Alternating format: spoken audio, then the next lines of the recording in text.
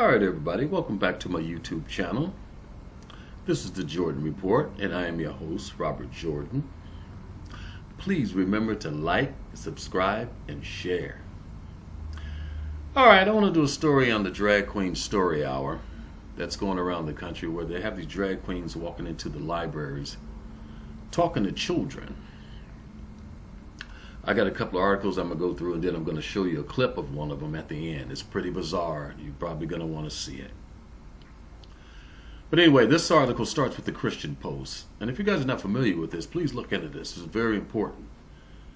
Okay, if you don't know anything about the drag queens and the local libraries, please look into it, especially if you have small children. Drag Queen Story Hour, greatest grooming program ever devised, counselor says. A clinical counselor who worked with over 4,000 serial predators is urging parents to be vigilant after Texas Library hosted a drag queen story hour for kids, featuring a reader who has a criminal record. See, some of these people, they're not telling you that these are actual criminal sexual predators. Parents in Texas discovered that David Lee Richardson, who goes by the name Miss Kitty Litter, has been participating in drag queen story hour events for the Austin Public Library System over the past year, has a criminal record for prostitution. This is not the first case of a library inviting drag queen story hour readers with a criminal history to read to and interact with young children. Two men charged with sexually assaulting a child were allowed to read to children at a library in Houston last year.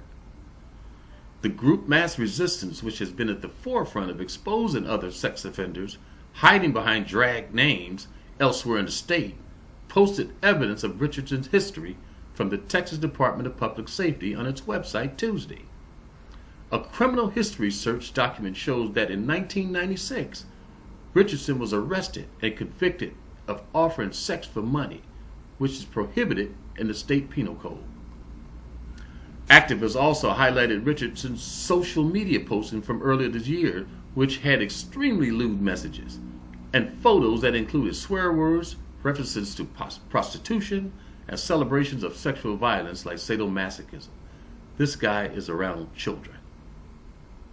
And the city is doing this. The cities are doing this, let me say that. John Illier, a licensed professional counselor who has worked clinically with approximately 4,000 serial predators over 11 years, said in an interview with the Christian Post on Wednesday that he believed the Drag Queen Story Hour events constitute the greatest grooming program ever devised, and that predators are laughing all the way to the bank. I would guess so.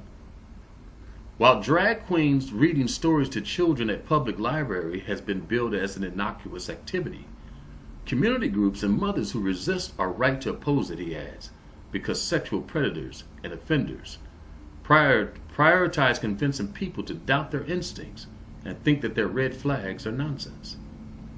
The question is, why are these men dressed in women's underwear and drag wanting greater access to the children?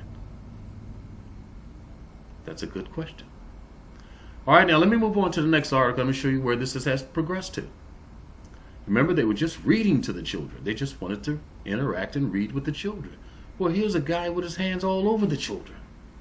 This is in Oregon. And the title of the article says, "What if a Catholic priest did this?" Oregon Library allows drag queen to roll around on the ground with children. There's a story with a guy, he's got his hands all over. This is in the library.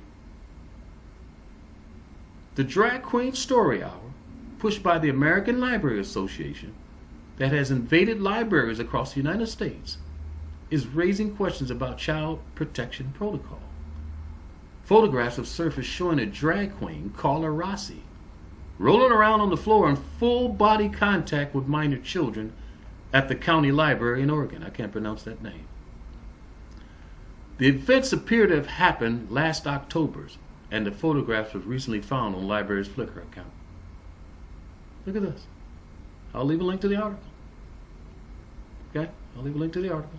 You can look at this for yourself.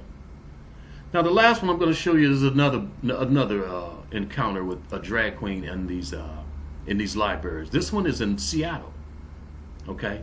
Now, I'm going to show you this clip. I hope the video works because this is about as bizarre as it comes. Drag queen on all four roars, growls incoherently at library pride event for teens. This is June. A public library in Washington State was the platform for a drag show and pride celebration designed by teens for teens that featured a man dressed in drag who roared incoherently while on all fours. One parent called it demonic. I'm going to show you this clip.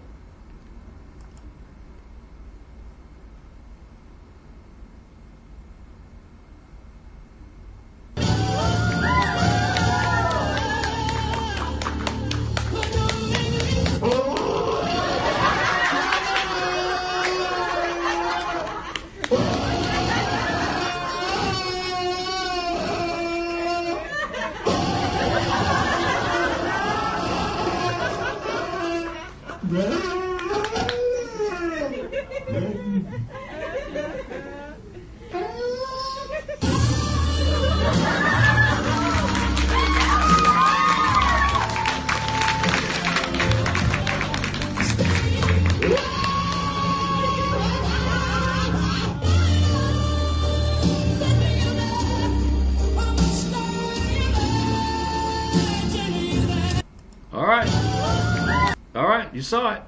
This is what's going on in these libraries, people. Keep an eye out, especially if you got young children. I would not allow any child anywhere near these people.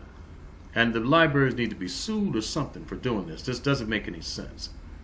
And at the end of the day, what these people want is the legalization of pedophilia.